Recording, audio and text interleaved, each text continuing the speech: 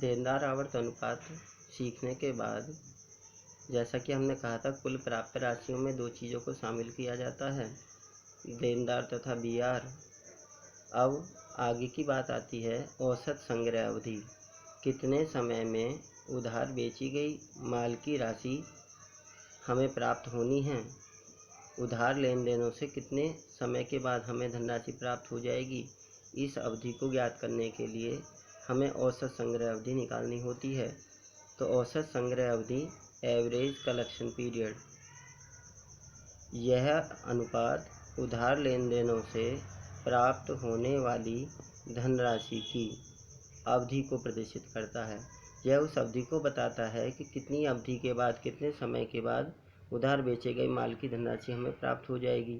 इसकी गणना दिनों में की जाती है तथा महीनों में भी की जाती है। यदि दिनों के आधार पर हमें गणना निकालनी है तो हम दिनों के आधार पर गणना कर सकते हैं, या फिर महीनों के हिसाब से भी हम इसकी गणना कर सकते हैं। It shows the time period in which amount will be received from the credit transaction, debtors and BR। Debtors और BR, it is calculated in days और मंथ। डेज और मंथ में कैलकुलेट किया जा सकता है। इसके फॉर्मूले की तरफ देखेंगे। एवरेज कलेक्शन पीरियड, यदि हमें दिनों में निकालना है इन डेज, तब हम कौन से फॉर्मूले का यूज़ करेंगे, total receivable oblique average receivable. या तो हमारे क्वेश्चन में टोटल रिसीवेबल दिया होता है या फिर हमारे पास एवरेज रिसीवेबल होता है। तो total receivable oblique average receivable upon net credit cell.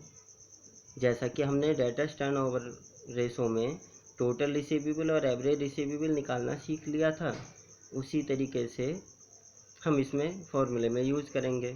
Net credit cell, यह भी हमने डेटर्स टर्नओवर रेशो में निकाली है।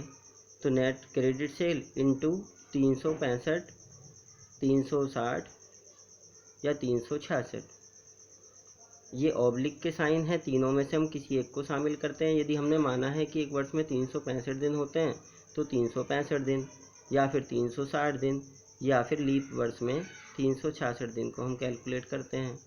इन मंथ, यदि महीनों में कैलकुलेट करना है तो 12 month is return in place of days. Number of days की जगह हमें 12 मंथ को लिखना होता है। तो फॉर्मूला हमारा वो का वही है, total receivable oblique average receivable upon net credit sale into number of month in a year. 12 month, तो 12 मंथ को हम इसके यहाँ पे लिखते हैं। इसी वैल्यू को, उसी फॉर्मूले को हम एग्जाम्पल के थ्रू समझेंगे। टोटल सेल हमें दी हुई है 8 लाख, क्रेडिट सेल भी दी हुई है 6 लाख। तो टोटल सेल और क्रेडिट सेल दोनों हमें साथ साथ दी हुई हैं।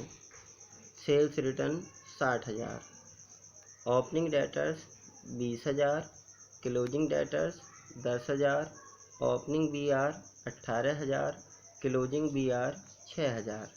क्या फाइंड आउट करना है, find out average collection period. Without any information हम इन डेज में इसे फाइंड आउट करते हैं।